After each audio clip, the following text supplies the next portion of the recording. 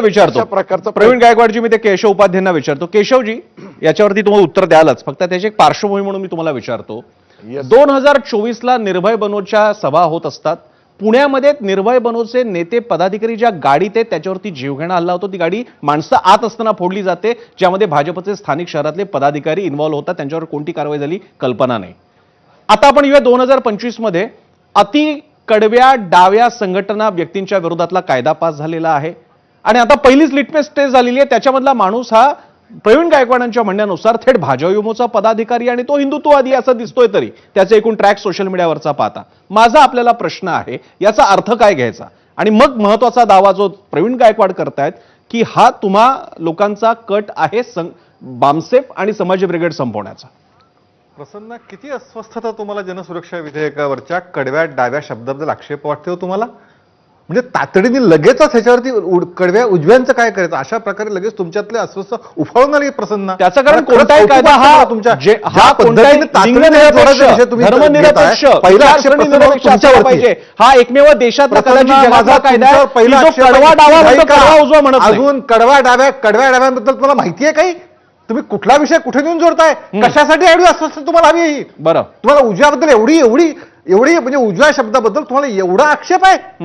म्हणजे प्रसन्न, खरंच थकवायला लागतं तुमच्या वैचारिक बद्दल. मला तुमच्या वैचारिक बद्दल पूर्ण आदर आहे. काटेचं काय पद्धत मी येणाऱ्या गायकवाडांच्या विषयावर येतोय, पण मला पहिल्यांदा तुम्ही जो प्रश्न उपस्थित केला अत्यंत गैरलागू, अत्यंत चुकीच्या पद्धतीने आणि तुमचा आकस उजव्या विचारसरणीबद्दल दाखवणार आहे हे मला इथं एबीपी विषयी जाहीरपणे सांगितलं पाहिजे.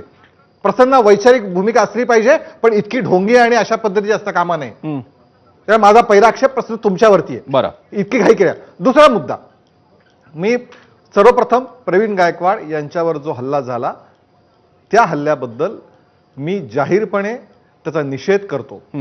होय, संभाजी ब्रिगेड असेल किंवा अजून काय त्यांनी म्हणतात संघटना, यांच्याशी वैचारिक मतभेद हे असू शकतात.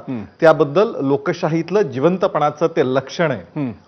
पण याचा अर्थ अशा पद्धतीने शाई फेकून कुठलाही विचार संपवता येत नाही. विचारांची लढाई ही विचारांनी लढायची असते. आणि सगळ्यात जास्त या देशामध्ये जे भोगलंय, जो अस्पृश्यता भोगलीय, ज्यांना काल खासदार केलं राष्ट्रपती कोट्यातनं, त्यांनी तर डाव्यांच्या संघर्षातनं आपले पाय गमावलेत. त्यामुळे जो काही संघर्ष असतो, जो या देशातला अस्पृश्यता आहे, ज्या देशातला अपमान आहे, या तथाकथित विचार पूर्ण होऊ द्या. एक तर पहिल्यांदा तुम्ही चुकीच्या पद्धतीने तुलना करून विषय सुरुवात केली, आता मला विषय पूर्ण करू द्या. त्यामुळे प्रवीण गायकवाडांवर झालेला हल्ला आहे त्याचा भारतीय जनता पार्टी पूर्णपणे निषेध करतं. ह्याच्यामध्ये कुठलाही भारतीय जनता पार्टीचा कार्यकर्ता असो नसो, ह्याच्यामध्ये त्याला कुठल्याही पद्धतीची त्याला काय वेगळी वागणूक दिली जाणार नाही.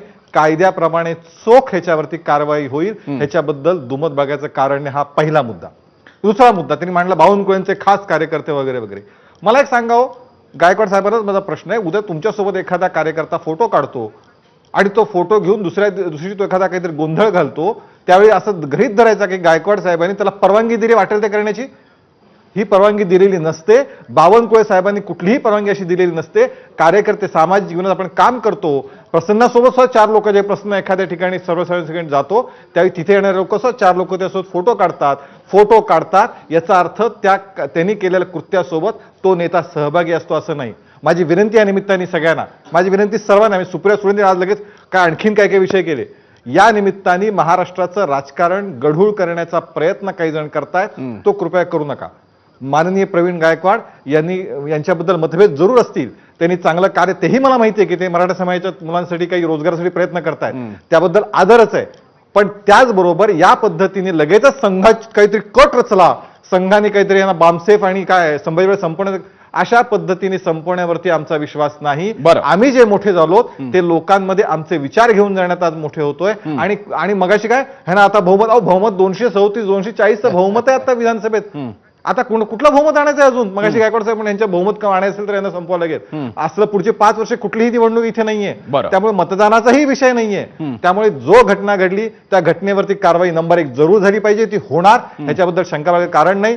नंबर 2, ह्याच्यामध्ये उजवा डावा करायचा विषयच नाही. जर तिथं उजवा डावा असेल तर ते जो कायदा लागायचा तो कायदा लागेल. त्याच्यासाठी उजवा किंवा डाव्याचा विषय येत नाही. तो लागेल. बरं. तिसरा त्यातला मुद्दा, शेवटचा मुद्दा सांगतो, थांबतो.